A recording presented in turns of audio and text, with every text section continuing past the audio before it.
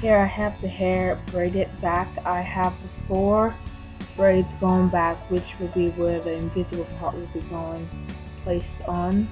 I just connect it right at the back just so I don't have to braid much. So if you're doing this yourself, this form of braid will be advisable. Here I have the weave. I have the 24-inch, 18 and 14.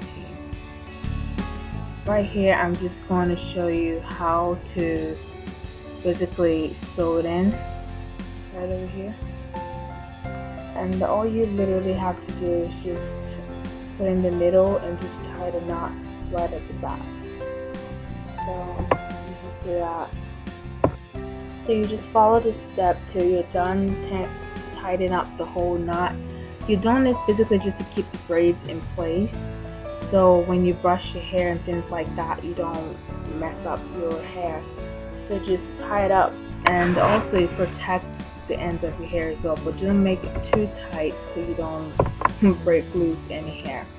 So here I'm actually attaching the weave itself to it, and this is the most important part, and this is the technique that I'm actually trying to show you guys. It's just avoiding to punch a hole through the weave itself, which is what most people usually do.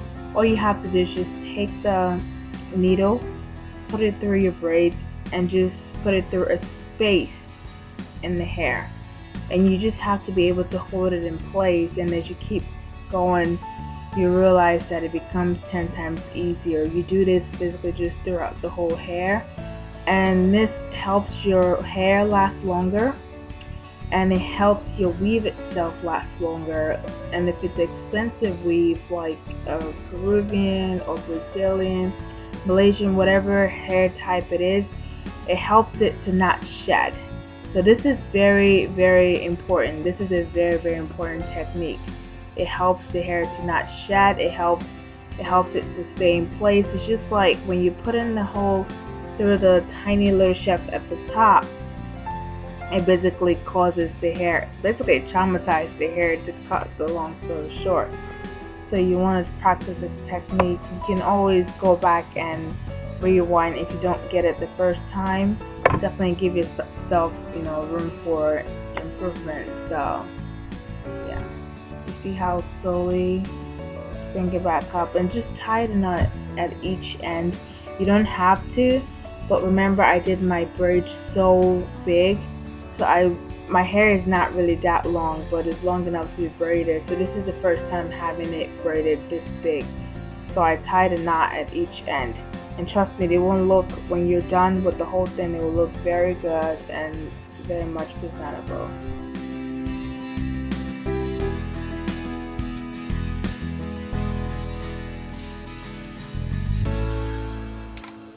The hair is all done here. As you can see, it looks very nice.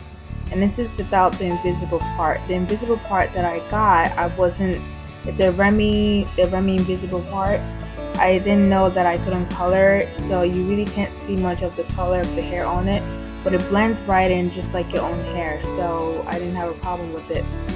So all you just do is just place it on the hair, comb it right in, have some bobby pins so you can place the one side, so you can do one side at a time.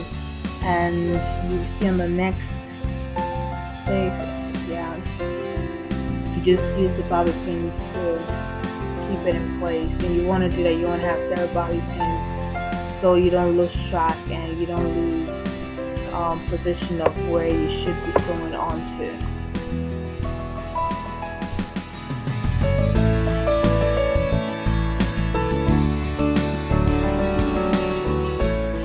Here's the finished look. It looks really great. The invisible part looks nice. So this is it. Thank you very much for watching. Bye.